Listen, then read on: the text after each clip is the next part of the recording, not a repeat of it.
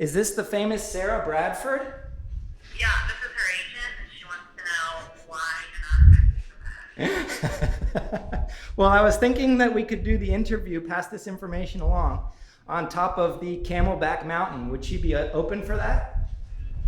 You mean hiking? No, we would do a helicopter up to the top or something. Shut up. I'm coming down to the lobby right now. I'm coming down to the lobby to get you. Okay, I'll see you in a moment. All right, I'm coming to get you. Bye. Hi, I'm Matt. I'm the founder of VRMB and the host of the Vacation Rental Show. And this is season 4 of Unlocked, the Tiny Architects edition, in which we travel to meet the world's most innovative vacation rental professionals in their element and find out what makes them so special.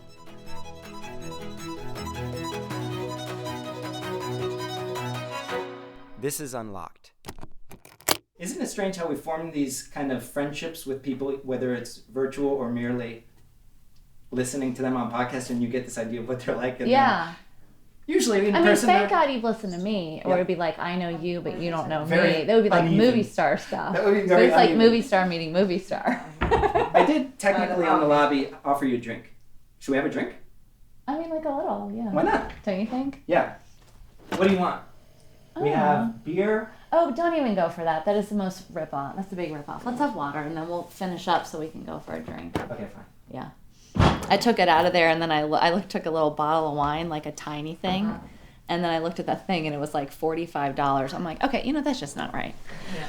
Are you saying there's things about hotels that are just not right? Oh, my gosh. That our industry can I exploit? have been here since Sunday night, and I love staying in a hotel because I just realize all the ways that vacation rentals are amazing. Yeah.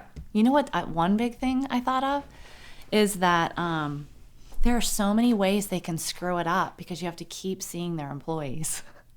Good point. And you know where to find them. Yeah. You could track them down. Yeah, and you can just catch them off guard. Where That's a really good point. rentals, We can hide. We can totally, we see them maybe once when we fix the toilet and then we're out. Instead of oh, that guy was a loser. Right. You know what I mean? Or like a box to drop the, This is a really good point. I never really thought about it that way. Hotels are at a great disadvantage in that sense. They would tell you it's a great advantage because they get touch points. But I personally don't think at a large resort like this, you can find that many. I mean, I guess it's like the Ritz if you really do it right. The high-end ones. The high-end. But yeah, when I first got here, I checked into my hotel room, and this has been a really good psychological experiment for me. I got here Sunday. I was exhausted from a week with my family in New England, coordinating everything for my extended family, a big wedding, all this crap. And I'm psyched. I'm by myself. I'm never by myself. I'm the opposite of you, Well, you always seem like you're in fabulous places by yourself. So I'm by myself. I check in. It's late. I'm tired. I get into my room, and I look out my window, and I'm down there, and there's a wall. So you have this much of the sky, and then there's a wall right. See the metal thing right there? The balcony? Then there's a wall all the way up. I'm like, this is the Phoenician. What the hell? Tear down this wall. No view. Nothing. Okay. You can see the sky way up if you go look. So then I go out there, and I see that my patio here is connected to another patio. I'm like, okay, no, I'm a single woman. Yeah, and I'm Sarah Bradford. So, I mean, I'm just like, this is crazy. Now I feel like Creeper Man's going to come over. Right. So I call, and I said, hey, and I was nice, which I probably shouldn't have been. And I was like, hey, I'm facing a wall, and also I feel like there's a one I'm sharing with, and what's the deal? And she puts me on hold for maybe 4 minutes, which when you're put on hold for 4 minutes feels like 60 hours. Your call is very important to us. And she comes back, she's like, thank you for holding. That's just in a staff closet, so don't worry about that over there. And I said, okay, but what about the wall? What about the wall? And she's like, you have limited viewing. That's the room you have. It's limited view. And I'm like, okay, thank you. So you're still in that room? So you know what I did? Please tell me you did something No, brilliant. let me tell you what I did. What'd you do? Because I think you're kind of a Zen dude. Okay. I was like, I've been listening a lot about gratitude and the Brian Buffini show that I'm really into, the podcast. You ever listen to him? No. Just a lot about gratitude and like being so happy for what you have. I have so much. I'm at the Phoenician. Yeah. I'm going to be at the pool all day. On Monday, I was going to be at the pool. I'm healthy. I'm happy. What does it matter that wall's there? I'm not going to sit on my patio. And who cares? Like, I'm still fine. And I was like, I'm just going to see if I can get through 4 days here and not care about the wall. You put a little challenge to yourself. I did. And I have to tell you, I struggled. Like, every time I went back in for like the last 2 days, I've just been like, like, I can't believe I got the wall. Why did I get the wall? Like, all that. And today I woke up and I looked at the wall. I'm like, hi, wall. Starting to grow on you. Totally fine with the wall. And then last night, this woman who I think you know from Telluride, Lee Zeller. she comes in. I had hung out with her at this Streamline Advisory Board all day. She comes in and checks in, and I'm like, what's wrong? After we got back, she's checking in, and she's all frazzled. And I go, what's up? She goes, I just went to my room, and there's a wall outside of my balcony. And I was like, Lee, I got to talk to you about the wall. Tear down this wall. I think I'm going to talk about the wall for a while. Oddly enough, I agree. You are. This is going to be something We you're don't telling. have to wig out when things go wrong. Do people at your guests at your vacation rental business wig out all the time? Yes. And how do you guys handle it? I mean, that's why I want to be like, it's just a wall. Deal with it. Give yourself a personal challenge for the next few days, all right, lady? Yeah. How do we handle it when they're wigging out when it seems a little out of control? Well, I hope we handle it better than that lady handled me. The lady at the front, whoever I called. Because you could just tell she did not give a crap. Yeah. You could tell. Yeah. That's the sense, the feeling that you get. It's hard to put into rules, but she clearly didn't have your heart. Yeah, and I almost mind. feel like if she had said, I am so sorry about the wall. That is kind of crazy we have that. But I don't have any other I don't rooms. have anything else. Is there any way I could bring you a bottle of wine? Right. Or a fruit basket. Right? And so she's like, limited view. Yeah. You're not entitled she's to that. clearly telling me I don't matter here at Right. all. Well, I'll tell you what. You matter here. A whole bunch. Okay. I'd like to welcome you to the Unlocked Podcast Chamber. Thank you. Describe and do this. I need to get close to this thing? I don't think you have to do anything. This is like real fancy. Describe this scene that we're sitting in right now for those who are not. I really wouldn't care if you just recorded that, to be honest, as long as you don't say that I was ripping on Oh, Lee. we already did record everything. Okay. It's been published already. Okay. It's the most listened to podcast in history Ever. already. Right. Where are we right now, Sarah Bradford? We are at the Phoenician in Scottsdale, Arizona. And what are we doing in town here? What are we doing? I was by the pool for one day. That's right. When I texted you, you said I'm sipping a pina colada. Yeah, I didn't sip a pina What were you colada. sipping? I was in a cabana. Oh, okay. I was confused my exotic words. Right. So we're in a cabana hanging out by the pool. And today you had some meetings, some work. Yes. People were in town for the Streamline Summit. Yeah, we're here for the Streamline Summit, which I haven't attended in 3 or 4 years, so I thought I'd give it a try again. And I'm part of an advisory board for the Streamline software, and so they invited us early to meet at their headquarters and get feedback from us. And I thought, well, if you don't speak up about your issues, shame on you, right? So I came. And then today... Is that because you use the software as well? Yes. You're a Yeah. user. Your vacation rental businesses use Streamline. Right. We switched to Streamline about 5 years ago when we were told our little software we used was about to close down in 30 days. What was that? So it's called Rent One Online. And they were serious? They were literally giving you a 30 days notice? Yeah, and Gotta be out? they called me. Carlos, Brett, and Steve Schwab were in my office in Winter Park, like selling us on the software. On Streamline. On Streamline. Yeah. Because I knew I probably needed to go. Like, it didn't seem like this other company was investing much. And they were trying to show me all the features, and we're deep. And then I get a phone call, and I go, I got to take this call. And it's from the owner of this software company. He said, hey, Sarah, I just want to let you know, you've got 30 days. I'm so sorry. We're turning everyone off in 30 days. And you better get off the program. And so I went back in with Carlos, and I was like, so give me a contract. I just got evicted. Yeah. And we signed on really fast. And then, And this Streamline Summit, I have been here for the last few years. They always do it right. This is a beautiful resort despite the wall. yeah. And where are we actually in this room? We are in my hotel room. And we're sitting with Stuart and Tammy, who are the producers of the Vacation Rental Show. The Vacation Rental Show premieres October 4th at these times on OSN Living. And Paula Harris, which is my longest standing employee from back in the very first days, 2006, when I started managing vacation rentals. Back in Panama? Back in Panama. Knows vacation rentals as well as anyone in the world. Awesome. So I'd like to welcome you, first and foremost, Thank to our you. podcast interview here. I have heard you a lot in my ear when I'm jogging. Sometimes I'll be cooking at the gym sometimes. And you have a podcast along with Tim, which is called? It's called Sarah and T. And my husband would say, I'm so sorry you've had to have Sarah's voice in your ear. Because he does too. All those places. Good day and welcome to Sarah and T, the Professional Vacation Rental Managers Podcast, coming to you from the Outer Banks of North Carolina. And from the Rocky Mountains of Colorado. So yes, Tim Cafferty from Outer Banks Blue and Sandbridge Blue. We started a podcast a couple years ago called Sarah and T. It was called something else, Sarah and T, but we had to change our name. And so we it's won't just, even say it now to give them any credit. No, it shall not be named. No. So it's Sarah with an H and T. Don't forget about my H. And then And you'll T, get just to the it. letter. Yes, but for Tim. Yeah. It rhymed with the former name. Right.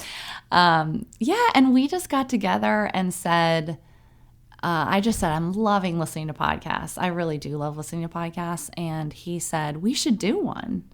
And I thought, that's a joke, right? And then he called me a couple weeks later and said, I'm serious. I want to do a podcast for the Professional Vacation Rental Manager. Let's share our ideas. Let's share our thoughts. Let's learn from other people. Because when you give, you get a lot. And so I said, all right, it's not that hard, right? Let's do it. And we just recorded, I think, our 55th episode. Congratulations. Oh, That's incredible. yeah. And I don't have these people. I need these people helping me. Totally different kind of podcast. You guys basically discuss important, pressing subjects for property managers who are growing, right? Tim has a great voice for radio, too. Must mention that. Was he does. originally some sort of announcer or something? Yeah, he's going to listen to this and tell me I got it wrong. He went to Carolina and majored in broadcasting, maybe. Okay. And then he was a radio sports broadcaster, maybe for basketball, Tim. I don't know. That's what I think. Okay. So, yeah, he sounds amazing. You both sound amazing. Oh. And when I Google, I said that word, Google. When I Google your name, the podcast comes up.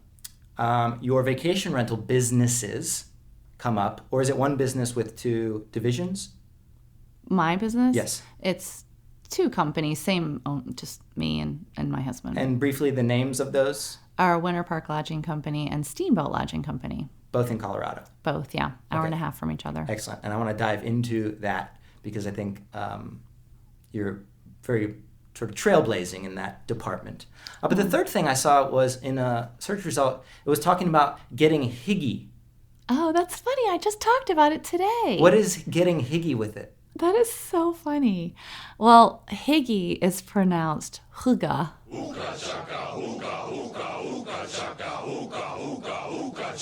Getting it's- hygge with it? It's the Danish word for like comfort, and it's all this decor. They're calling it hygge, but in the Danish culture, I guess it's a lot of making the home feel just super homey with sheepskin and just comfy blankets and fire, the fire going, and it's this, I don't know, movement.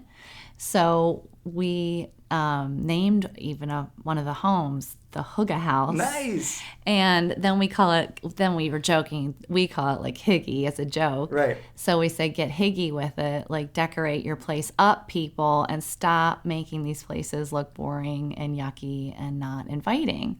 It's the opposite of boring, yucky, and uninviting. Yeah, it's warm, cozy, and, a little bit like this hotel room, but even more so. Like, make this feel like a home, but make it feel clean. And the reason I just mentioned it today, because I spent the day with 4 other vacation rental owners, and we just brainstormed all day. It was so good. And at the end, they let us come to their team meeting. And at the end of the team meeting, they were just like, done. And I said, oh, you need to do what we do, which was we all put our hands in the middle. This is super dorky, but it's fun. We put our hands at the end of our stand-up team meetings, and we say, hoogie, hoogie, hooga. It sounds It's so just Danish. a fun name. I know. So yeah, get Higgy with it. I'm really passionate about decor. I'm really passionate about how you make your home feel warm and welcoming. And I believe it's the key to getting bookings and getting repeat guests. And I don't know if we talk about it enough at conferences and we all get together. We sort of just look the other way and say, okay, if you want to keep the bad couch, whatever, I just want this house. But I think we need to get a little more gutsy to say no and say, no, I'm sorry, you have to go to a brand standard that is going to make people want to come back to this house. And what's the opposite? Like, what happens if people don't make that change? If the majority of property managers are sticking with the non-Hygge?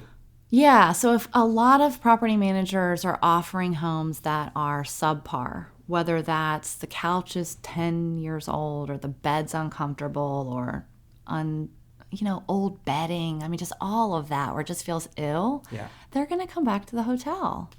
Because with the hotel, they know what they're going to get. When you stay at the Phoenician, you're getting new bedding. You're not going to walk in here and be like, this place looks like 1982.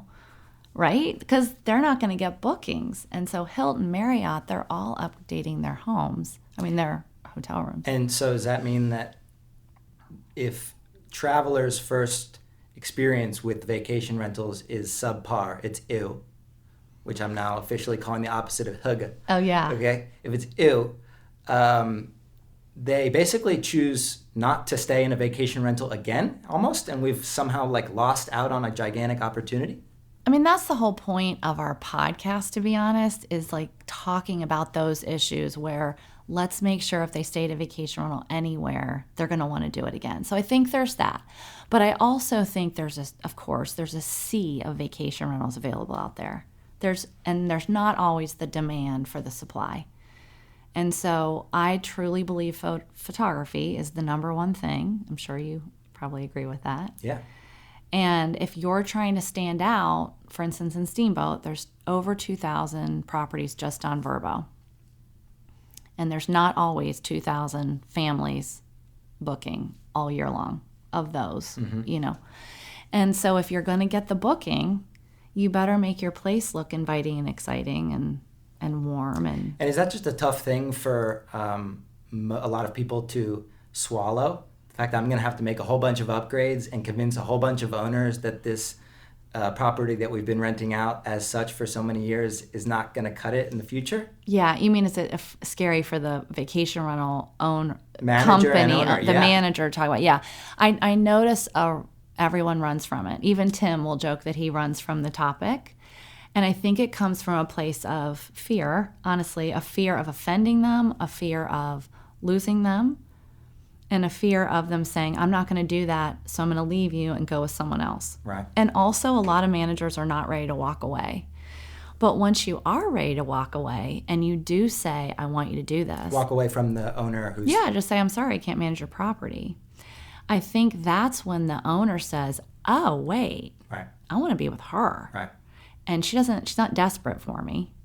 And she knows this is important. And she's knowledgeable, and so I want to do these things that she's saying will get me more revenue. These are like dating tactics. It's so similar to dating. You don't want to just give yourself away. I have related this to dating so much. So in my 20s, the guy would like me, and I'd be like, I don't know if I like you. I'm not sure. Oh, wait, what? Now I like you. It's all what you can't have, right? But not just with decor, I think that's true with all property management. If you are somebody that just takes whoever calls you, you're going to kill your brand, and nobody really ever wants you. Similar to dating. Why are you pointing at me when you're saying that? I'm just laughing about dating. Yeah, I swear you did like a little finger I did a gesture little in my thing. direction. Yeah. Okay, we've gotten sidetracked. Okay. Madame, I'd like to go back to the beginning and learn a little bit more about your businesses, first of all, because they're leading businesses in Colorado, if not the United States. How many properties are managed in each of these companies? So in Winter Park, we 3 or 4 months ago, we managed 158. It was the height. I am actively trying to get to 100. Shedding. And I think I'm going to make just as much money, and I'm super excited about that. And by the way, back to dating, firing your owners is almost like an extreme confident thing to do. Yeah, I learned a new word today. I'm retiring them. Okay. Not firing them. Sorry. And then, you're fired. Retired. Yeah, you're retired. It does seem extremely confident, and I don't mean it in a mean way, but sometimes you're just not a good fit anymore, like dating. And also, there's just some properties that have perfectly lovely owners, but they're using it a lot more than they ever did before. Yep. It's not updated, and the people just don't, like one guy said, I don't like that style. I like bears and moose all over the walls. I'm like, cool. I can't manage your property. We're good. Right. I get it. So there's that. And yeah. And then in Steamboat. Wait, hang on. Yeah, I want to go say ahead. one thing. Yeah. That firing of owners is an interesting first step, because I think back to that question of like what scares makes property managers fearful of this kind of change is that the economics change a great deal with these improvements that you're talking about that need to happen. In order to maybe lessen that leap, a good first step is thinking about firing your least favorite or least profitable properties, just so at the very least, the average property and owner that you're working with is relatively better, right? You on board with this idea? Oh, yeah. Okay, so good tip to managers. Think about, if you're freaked out by all this, think about reducing the size of your fleet, removing the lowest performing properties, and then look to build from there. Yes, and I think when you remove the not just lowest performing, but the ones that suck the most energy out of you, Right. you will have your staff loving you. Right. And all of a sudden they go, oh, okay, so Sarah listens to us. Yeah. She cares about us. And now I don't have that one owner that called me every day yelling at me. And maybe Sarah made a little less money because of that, but she's keeping her staff. Yeah. And it's just like magic. Game I mean, this changer. is the secret sauce. So when you say, gosh, that's kind of gutsy, getting rid of properties, to me, I'm thinking, no, it's the only way to make this a great company. And so I think you look at performance, you look at high maintenance, and that is something I've learned from a lot of vacation rental managers. They're not really looking at the true profit of their properties. You know, some will say to me, we're just getting all we can. We just want to keep adding. And I have to stop and say, why? Why do you keep adding? What is your goal? Like maybe your goal is to be huge. But have you thought about, do those studios and one bedrooms that you keep taking, what do you really make in the long run? And I'm not talking about top line revenue, and I'm not talking about the amount of money you get after the percentage that you pay the owner. I'm talking about all the overhead, all of the Vrbo fees, the Airbnb fees, the cost of linens, the cost of insurance, the cost of blah, The cost blah, of that property blah. on your books. Yes. When it all comes down, how much do Sarah and Chris, my husband, and our little boys, how much do we get to put back in the company or our bank account? And it is shocking when you really do that crazy spreadsheet. What percentage of managers do you think know that answer about each property? I mean, I wouldn't be surprised if only 5% really know. Yeah, so another good tip. Pause the interview and go and do that.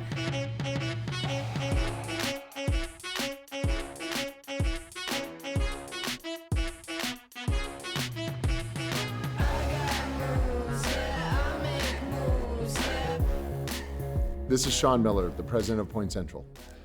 As a sponsor of the podcast, and also as a person who recently beat Matt in a one-on-one basketball game, we have the opportunity to interview Matt in this season's podcast. Well, we're going to save the full interview for the end of the season. Right now, we're going to share a small tidbit with you. Enjoy.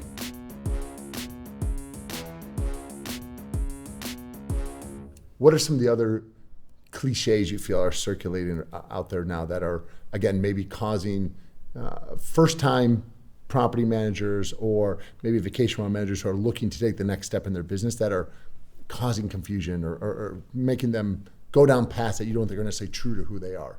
Okay, cliches. I have a thing with cliches. First of all, they become cliche because they're really good phrases, and people resonate with them. So let's get that out of the way. They're good. They're a good thing in general.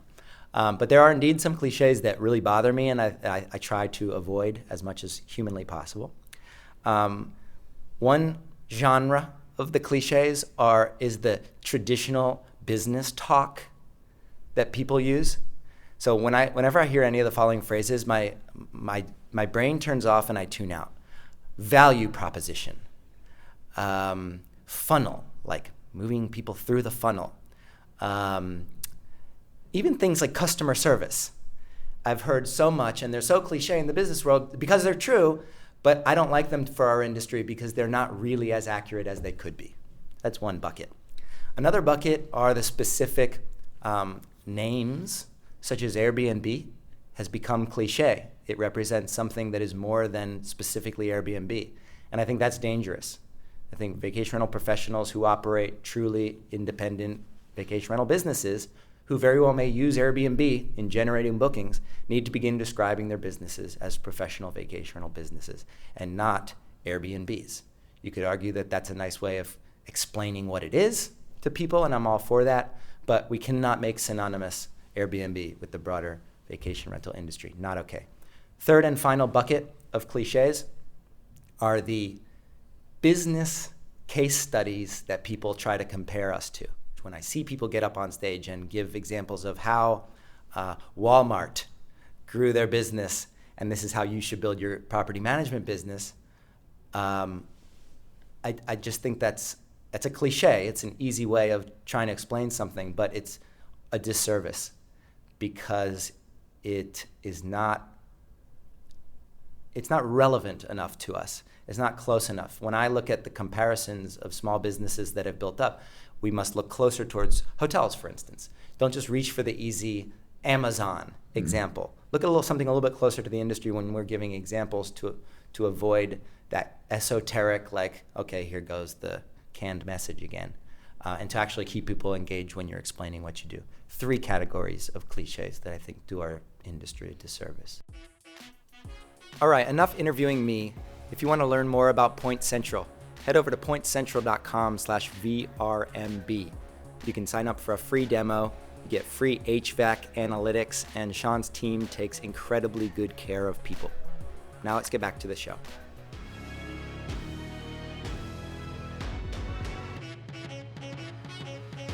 Moving forward to Steamboat. Yeah. How many properties there? So Steamboat, we are 27 proud. I think we'll be 30 by the time the snow falls. And well, the snow just fell, but it's not going to fall again, hopefully, for another month. Is it a newer business? Yes. So we moved, my family, we all moved to Steamboat 5 years ago. From? Winter Park. Okay. Because we wanted to raise the kids there. And who are these kids? Oh, my twins, Nicholas and Willem. They're 11, almost 12, just entered middle school. Are they cool? They're so cool. Yeah? They think they're cool, too. Their mom does, too, apparently. Yeah, I think they're, the cutest things ever. Okay. And Chris, is he cool? He's cute, too. Yeah, he's still pretty cute. Where'd you guys meet? Oh, gosh. Do you want to know that story? It's easy to tell the story. Okay, only if it's easy. He waited on me, and I thought he was cute, and so my friend dared me to give him my number. But my friend was like, you can't just write it on the receipt. You have to go up and hand it to him. Yeah. And I'm outgoing, but I'm not like that girl. So, but I did it. And so Chris has What did you say to him when you handed it? Well, I said like, "Hi, I'm Sarah. I don't know if you have a girlfriend, but Did you like reach out your hand? I'm Sarah." And he's like, "Hi, I'm Chris Bradford. Nice to meet you." He goes, "Would you like to go on a date sometime?" I'm like, "Okay." And then I ran out, and he says I tripped on a chair, but I didn't. Just for the record, I did not trip on a chair. You totally did. I didn't. I'm Just even by the way you're embarrassed. recounting It's that. been 18 years since we've been married, and I'm still embarrassed about the story. I mean, the mere fact that you include that in the story means that you did. I know. We've told it so many times, it's turned into a little bit of a myth. But he has the receipt framed with my name and the phone number on our wall. So he's an awesome guy too. Your twins are awesome. Yes. You have been in Colorado for quite some time. Yeah, since 98. 98. Did a totally different thing. What were you doing? Online education. So I was a high school teacher, but I also worked for Accenture long ago. And so I was teaching computers. I was a little bit of techie. So I worked in an online education company in Denver, and nothing to do with anything that we're doing now. And I started the exact way 95% have started. And what's that? How did I start? You can guess it. Well, I have a couple tracks, but I would guess either you guys had a vacation home that either struck some sort of adversity, you couldn't afford to keep it up, or the crisis hit, or you weren't using it at all, and you dabbled with hosting guests by putting it up on a listing site. You were surprised at how much money you made and how good you were at it, and that you actually really enjoyed it. And then you either acquired another property or were approached by several neighbors or friends and asked to manage their properties. I mean, it's crazy. Is Like, that you it? basically just described it, other than I bought it and was desperate to rent it right away. Okay. I didn't have money to just not rent it. You were what I call an intentionalist. That's the opposite of the accidentalist. Oh, I think I was an accidentalist. But you intently wanted to rent it out. Yes, but I never thought I would start a company. Okay, so you're right. There's two versions of Right. the intentionalist. We used another company to manage it that's no longer in business in Winter Park. You're right. That's an intermediary step. Using another management Yes. company that sucks. Yes, and you're right. I can do this, this better. better. Exactly. Because their website was always down. And this is my favorite line. I called her and I said, your website's down again. And like, how are people going to find my property? The website's down. This is like 2004. She goes, "Oh, Sarah, people don't find anything online. There's nothing on the World Wide Web. That is all travel agents. Travel agents is how we get guests to come to Winter Park. They're not going to find it online and book it online." And I was like, goodbye. Because you were techie. Oh, yeah. I was like, are you kidding me? I'm doing online education. Like, people are taking classes online. So what, did you There make sure your is- own website for the Yeah, company? the guy at my online education, the company where I worked, I was around all kinds of techie guys. And I'm like, crank me out a website. For my vacation rental business. Yes. What was the website domain? You remember? That's a really good question. I guess it was our first name of our company. Which was? It was Winter Park Lodging by Owner. Nice. and Because I succinct. wanted to be like by owner. Right. And then we changed to Winter Park Lodging Company. Which was when? Soon thereafter? That was pretty quick. So that was like 2005, but I still didn't think I'd really have a company. And Chris Skidlarczyk, the guy that did the website, he now is a developer for Slack.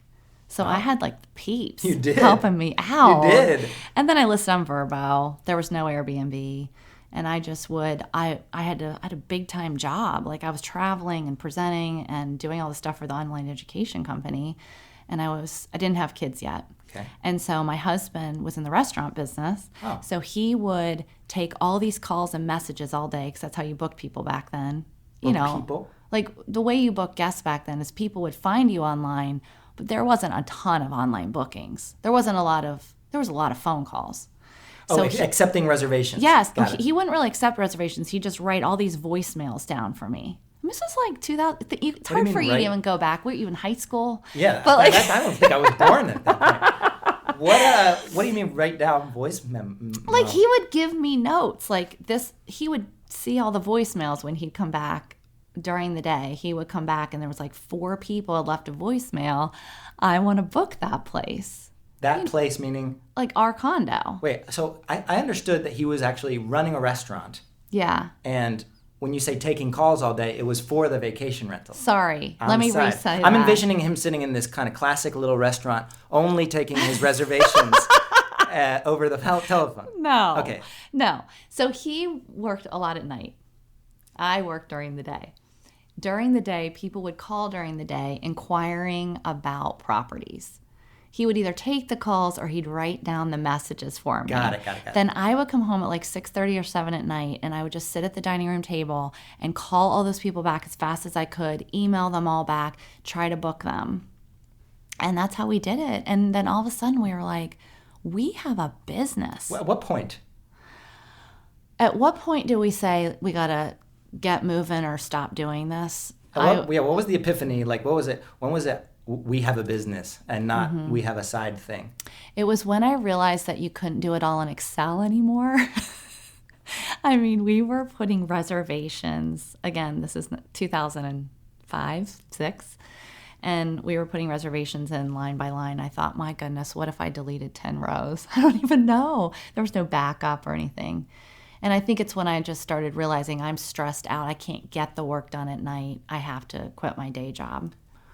So it was both the tool, the fact that you were like kind of doing it all manually, and you needed a more streamlined tool, an enterprise kind of business tool to manage everything, but also the stress. Yeah, and also I wasn't there. And I think if you're really just starting and I had no idea what I was doing, to not be in Winter Park, I was in Denver, I'm calling Larry, the appliance guy, and begging him to go to a property to fix something. He doesn't know who I am. And like the cleaner, who knows if they're going to show up. I wasn't on site, and I thought that was really difficult. And do you think it's possible to build a true property management business if you're not physically there? Oh, that's a tough question. I don't understand how you do it. I find it even hard. We're doing well in Winter Park, but I wish I was there every day, even though I have the most incredible staff, because there's nothing like being there. And the reason I can grow Steamboat now is because I'm in Steamboat. And so I'm sure people do it, but I don't know how you can really rationalize not being present. And so does that mean that the person who's managing one or two or maybe more properties from a distance, if they're thinking that I really like this industry and it's generating really good money, but I have a formal job, I have a formal professional life, is the step to actually leave the formal professional job and the location and move to the destination? So that's a really good question. I love that I had a secure job starting it, because I wasn't wigged out about the money. Mm-hmm. It was my side hustle. No one knew about it. They had no idea that I was like doing a presentation, then running out in the hallway and being like, your toilet's clogged? Okay, I'll call you back. That gave me... Larry! Yeah, get up there! But I think that at some point you have to say, okay, it's time. And so, but the financial part is a really important piece, because anyone that says that they can start a vacation rental company and be profitable the first year, you're not doing it right. Right. And you're not preparing for the future. And so we did not make money in Winter Park for several years because we were investing so much in hiring people and infrastructure and all of that you really have to have some money in the bank. So is this a good note for those thinking about entering the property management business and looking for short-term return? Yes. Don't do it? I would not do it. I think it's a long haul. There's no fast money. It's not a .com, boom, boom, boom. I know I date myself when I say .com, but it's not that one done, I got $1 million. Mm-hmm. It's a long slog. You got to do it because you're passionate about it and you love it, and that you like attention to detail. And yeah, but I mean, once we moved, it is at this one point you have to say, let's go, right? And I do think you need to be present. And you know why I think it's so important to be local and present is because if I hadn't lived in Winter Park for the 8 years I lived there before I moved to Steamboat, I wouldn't know the head of the Chamber of Commerce, who were very good friends, and she still forgets I live in Steamboat. I wouldn't know all the players. In small towns, which are very common for resort towns, you need to know the people. I mean, they help me all the time. I help them. We're part of a community. That does help your business. You cannot do that from a corporate headquarters in No. Oregon. No, it's funny you would mention that. That's who would be there. He who should not be spoken. What is it? Have you ever seen Harry Potter? Oh yeah, he shall not Yeah, what's be the name named. of that guy? Voldemort? Mm-hmm. We do not speak his name. Right. But it's interesting. Paul Becker in San Diego, Blue Water, said, You can hire people, but if you're not having your face-to-face with those people and sharing your vision and sharing what's important to you, and my corporate headquarters are in Connecticut, how can I really know what my guy in San Diego is really doing for my guests? Not only that, people being in the home so that they know where grandma's gonna sleep and they know it's gonna be loud at night or something. Is this trundle really a good option? Or I feel like having everyone who speaks to the guests and helps them select their home, they've been in the homes, they know which closet goes. So being able to have people who are in the homes consistently, and we're having our meetings in homes. I don't know how. Oh, that's cool. The Blue Water has its meetings We in have, properties? Yeah. Operational Cool. meetings in the homes, just get everybody there. Love it. Thank you, Paul and Brady. Presence. Presence. Being present. Yes. Literally and figuratively. Yes. In these processes. You know, one thing I've become incredibly passionate about is walking through properties by myself often. I just pop in. I'm not when the guests are there. I was going to say, do you let You anyone do, know? I bet. You like to hang out with them and have wine. But I love to just pop in. I don't tell anybody I'm coming. You know, I don't say the cleaners, make sure that one looks good because I'm on my way. And I just spend time walking through properties. And how many owners, how many vacation rental managers are truly looking at their properties? When I'm in there, I snap a shot of maybe the view and send it to the owner and say, I'm here at your home. That gets you brownie points. But I really go to say, how's it truly going? Right? Yeah. Everyone's telling me everything's fine, but what's it really look out? And when you walk through a property, you see and think of things that you would never think of in your office. I can't really explain why it happens, but you're like, oh wait, that's that sign I thought would be a good idea, but that looks dumb there. Yeah. You know what I mean? Or where the heck is the coffee maker? Yes. Or I thought it would be a good idea to have spa towels, but now I realize there's nowhere to put the spa towels, so they're sitting on this desk that looks silly and I need baskets. So in addition to walking through, I'm going to turbocharge this tip. Stay a night or two. Yeah. And listen if it's loud outside in one of the bedrooms. That's another nice little excuse to take a little bit of time off maybe. Get to know your properties. And ultimately that kind of presence or physically being proximate to the properties and to your guests is something that can't be replicated by bigger, richer competition. Correct? Right, absolutely. Is your area currently dealing with lots of competition? Sort of and sort of not. So Winter Park, the reason we took off there and did so well is really no one was paying attention to Winter Park. It was sort of like, oh, that place. You know, it was always a drive-to market. It doesn't have as pretty of a town maybe as Telluride or something. But now everybody wants a piece of it, because they see that there's nice properties and beautiful homes, and so everyone's trying to get in. It's the pretty girl at the dance. Yeah. Do you mean me? Yeah, that's why I pointed at you. So I would say, yes, there's competition, and there's competition in Steamboat, but it does not freak me out in any way, and I don't mean to be cocky about that. Perfect segue. You read Okay. my mind into my question about disruption. When an emerging industry begins to build momentum, there's lots of disruption. That's a word people that like to use a lot.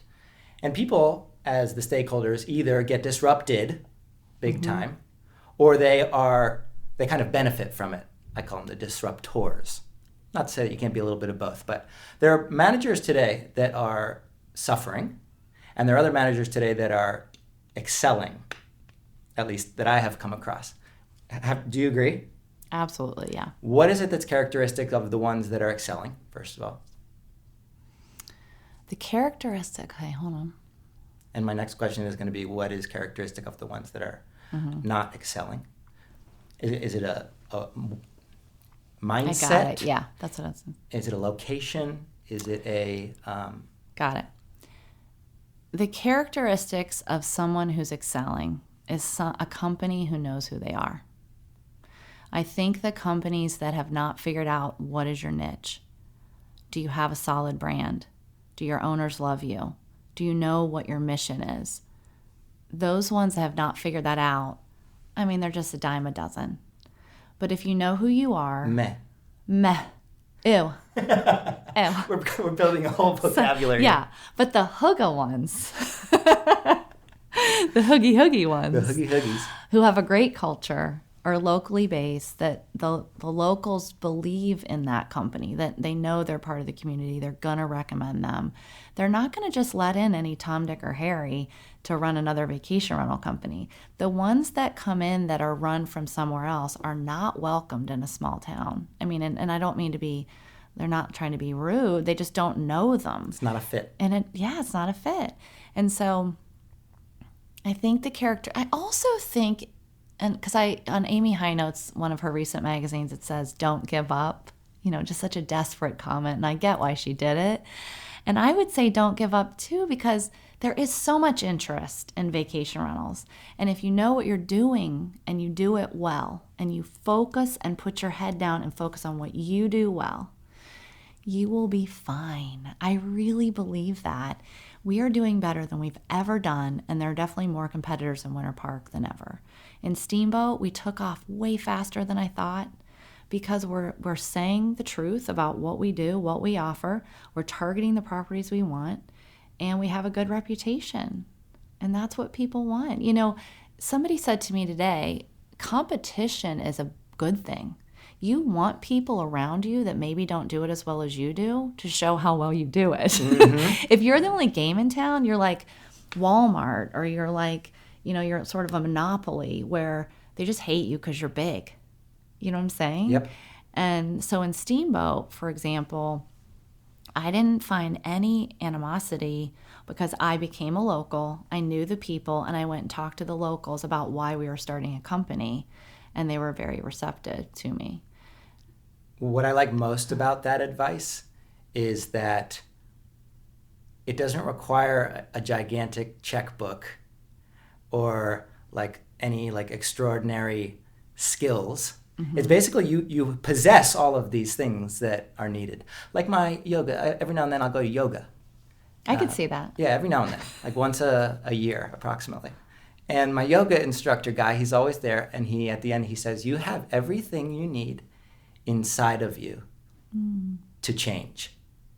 And it's half totally silly and half so true and applicable in every way.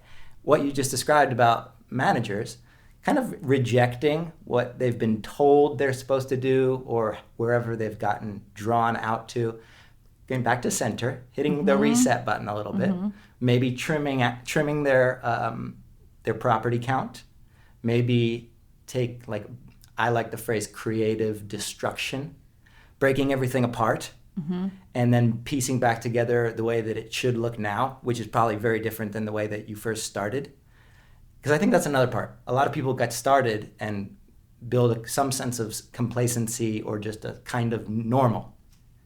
And then all of a sudden, 10 years later, it's not even on the map anymore. Right. You see that as well? Yeah, and I think those people that have been around 10 years or more, all of a sudden there's all this disruption. And there was never disruption before. Right. We were fine 10 years ago. We were just like, what do you do? I do vacation rentals. Oh, what? I don't know what that is. Right. And now you just hear all this fear, uncertainty, and doubt. And it's like, oh, you better watch out. There's big companies coming. You better watch out. Everything's changing. It's like, it's okay. I haven't gotten buried yet. I'm here for you. I'm fine, and steady. And also, if you're a leader and you are the head of your vacation rental company, I think it is incredibly important that you calm your staff down. Mm-hmm. Because if I show that I'm nervous, it's just like kids, right? If I show my kid I'm really scared about what's happening, they get all scared. Or like dogs. Yes. Or bees almost. We're like dogs. Yeah. They're very similar. Smell fear. Right? But like you need your staff to understand what you're doing. You also need your owners to understand. And so I've talked about this a lot on our podcast. You need to be talking to owners to share with them how you're interpreting the disruption. Because if you don't tell them how you're just interpreting it, I relate it to the sex talk with my kids. Okay. A therapist said, if you don't explain sex to your kids, the kid on the playground's going to. So, well put. Okay, it's a little extreme, Yeah, but it's if true. I don't tell my owners how to understand all the letters they're getting in the mail and all the articles they're reading in the newspaper, then they're just going to go with what the newspaper says. Instead, I'm carving the story and I'm explaining how we will be successful together with this disruption, and that's worked pretty well. All that sounded all nice and rosy. But what about when it gets real? With the example of software, for instance. You know, we just said how important it is to calm down in all this chaos and change, relax, focus back on who you are, what makes you special, blah, blah, blah. What about... Is that what you were thinking when I was talking? Blah, blah, blah. But basically, what happens if I'm about to pull the rug out from underneath you and I say, you got 30 days, I'm shutting down this software. Or in 30 days, I'm changing the terms of this software. Or in 30 days, this software is going to be acquired by Google. Or like V12, all those people, how they're feeling right now. What are you supposed to do as a manager in that chaos? When the proverbial ass hits the fan? Yeah. Well, I mean, I've been through so much in the past that really nothing shakes me anymore. So I think if you're a new manager, that's a lot scarier, right? Oh, you think so? I was going to argue the opposite. Oh, no, I think I've been hit with so many different problems that a problem comes to me, I'm like, okay, what are we going to do now? Right. Where before when I had a guest that was super upset or an owner, especially owners, when they used to get upset with me, I wouldn't be able to sleep. I mean, I was just so upset. Now, I hope owners aren't listening to this. I can sleep like a baby. Who is it over there? Oh, yeah. Herman? Whatever. We do have a Herman we love. That's funny you said that name. I'm strangely good at, like, when I'm throwing out a random name. It's that somebody? happens often with me, yeah. Really? I even said it to my friend Mariah. I was like, who do you have working at your spa? Bertha? She was like, yeah, that's our head masseuse. Yeah, Herman's like a really famous person in our company. But now as a seasoned expert, you can sleep through the stress. You can handle these kinds of things. I was going to argue that as a newcomer to the industry, you don't have any bad habits to break. You don't have any unstable foundations to relay. That's a good point. And you can, like, kind of adapt easier. So can I just agree with both points? Because no, you cannot. What's you funny must choose a side. Is the reason we were so successful in Winter Park, besides everyone else was ignoring this vacation rental boom, is because I had no bad habits. I didn't know what tour operators are. Bingo. I still don't really understand that. Bingo. I didn't know that you didn't do it all soup to nuts. I didn't know that you didn't take pictures. Like, I took pictures of every property. Everyone else was just listing 1 bedrooms and there's 10 of them and it was like a hotel thing. So I broke all the rules because I didn't even know I was breaking them. And by the way, may I just say that describes every vacation rental pioneer of this entire generation. No one taught anyone and educated anyone. You just went and did it yourself. Yeah. I remember the first time I went to Verma, I was like, oh my gosh, someone else does this? Right. Hi, can we be best friends? And they were like, yes. Yeah, weirdo. I was feeling the exact same way. Yes. It's like a support group. Yeah. But so I think, like, let's just say your software was shutting down in 6 months. How do you handle it? Stop spazzing out and make a plan. And you can get through anything, right? But just make a plan and take step 1. As I love Mel Robbins. Do you know? I do. She's starting a show. Oh, no, I don't. No. I was thinking the actor, Mel Brooks. I'm not very good with names. Okay, Mel Robbins is a woman. Okay, and she's just starting this show. And she's a, like, inspirational speaker. And she has this thing she says, 5, 4, 3, 2, 1. Have you heard it? No. Greatest thing for any vacation rental manager to learn. 5, 4, 3, 2, 1 is what she says. Like if you have a problem or you got to make a tough phone call or you got to call that guest and you know they're going to bless you out, as they say in the South, because the pool isn't right or whatever. A little mental trick you can do with big or small problems is just go 5, 4, 3, 2, 1, do it. It's like jumping off, like when you, in the show, when you jump off the cliff. Yeah.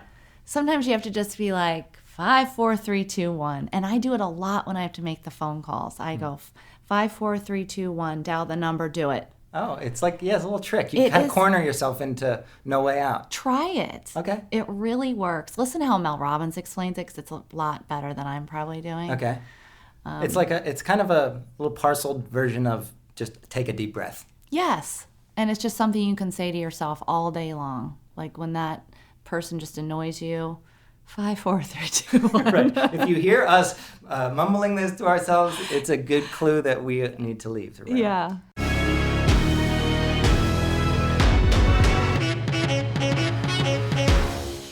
My last sort of line of questioning has to do with your step into the thought leadership space with your podcast. Did you, in hindsight, you said you never really would have envisioned yourself as a podcast host, right? No. Never thought about that. Even up until Tim suggested, you were sort of, never even thought about it. Even when we were recording, I was like, somebody gonna listen to this? This is just funny. And yet, fast forward, episode, what'd you say, 4,622, something like that? 7,900,000. You've created more podcasts than all of the other podcast creators in the world put together, representing our little vacation rental industry. And you've created this like voice for yourself in the industry. Sometimes it's authoritative, like this is how it's done, this is the best practice. Other times it's opinionated or sort of observing other things. What do you say to other folks who would say, oh, I would never have a podcast?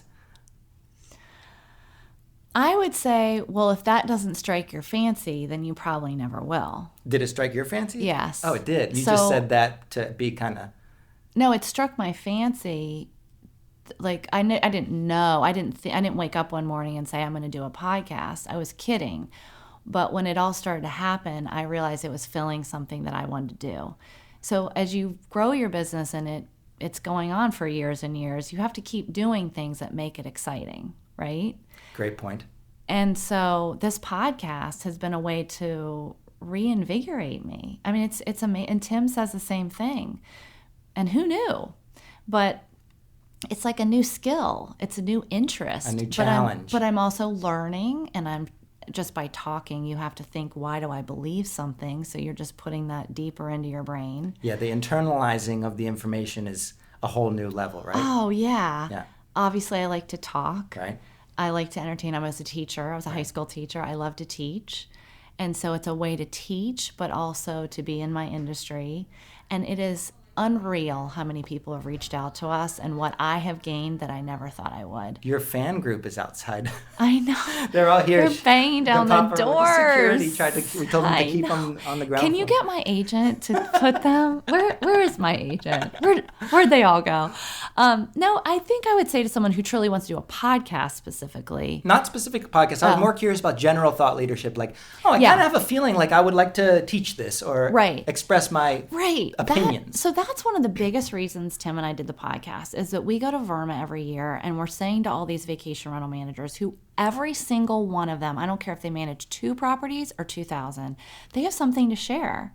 And they think they don't. They think like, oh, I'm not a public speaker, or I must not do things as well as, Matt Landau. I'm blushing. I know. But everyone does. And so Tim and I did this podcast to say, come on, let's all share. We are never going to get this industry to move forward if we don't share. And if we don't speak up, then the big companies are going to take over. And this is our way to share all these best practices. And being a thought leader, I mean, who knew I would be a thought leader? It's really been, let's see, how would I explain that? it's helping me figure out what I believe in. I think it helped me decide to shrink the company to 100. It helped me get a little more daring and to stop all the emails and all the texts and all the little things and the busyness and say, wait, why do I do reservations like that? Wait, hold up. How do we talk to owners? Just to think about all of those things. By sharing with others, you learn, and then others share with you. I cannot tell you how many people have reached out to me and said, I want to share this with you. I want to tell you this idea. I've gotten thousands of ideas because I put myself out there, Tim put himself out there, and now people, share back. One of the other principles that I'm conveniently speaking about tomorrow, I've been practicing my speech, is reciprocity and building goodwill in the eyes of your clients. That can come in a lot of different forms for a lot of different kinds of clients.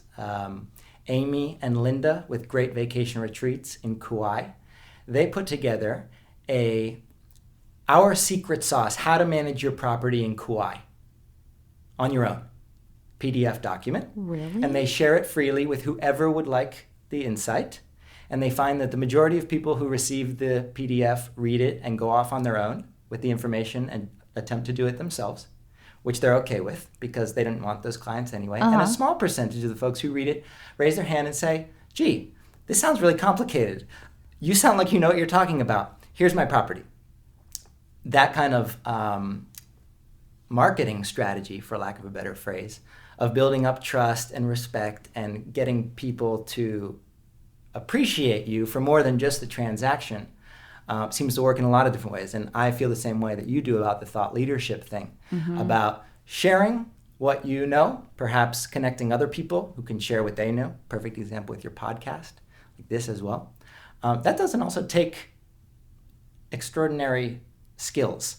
No, right? I mean, really, not many people just take the extra effort of doing it because all of a sudden you become an expert. You're seen as an expert. So in Steamboat, the way we grew our properties, because I started from 0, which is really hard if you don't own one. Usually people own one. Yeah. That's number one. Right. I didn't have one. Right. I mean, I had my own house, but I wasn't going to let people stay there. And so the way we grew was I got to know realtors, and I did, I guess you'd say, goodwill, and I reached out to the different brokerage, like all the different brokerages in Steamboat, and said, can I come to one of your meetings, and could I share not about my company? And they were like, yeah, you want to tell us about your company? No, I want to tell you about a couple things going on in the vacation rental industry. I want to teach you why this property is going to rent better than this one. I want to make you, what am I going to give you, right? Because everyone wants to know what's in it for me. So the realtors want information that helps them sell. And this is a weird world to them. Most realtors have no idea what's going on inside of it. Surprisingly, they do not understand it. Because I would think they kind of got it in a ski resort town where there's thousands of I think it requires too much patience for them. Yeah, they're like, whatever, that's a long-term play. I don't know. I got to sell the property. Exactly. But I'm trying to say, this is going to help you sell this. So I will, of course, do rental estimates for you. And even if I work? Oh my gosh, yeah. So I would go and I would speak for 50 minutes. I tried to make it entertaining. I tried really hard not to talk about our company. They kept trying to get me to talk about our company. How much do you charge? Well, tell me more about the fees, whatever. I'm like, no, I'm here to talk to you about photography and about decor and about what amenities sell well to vacation guests.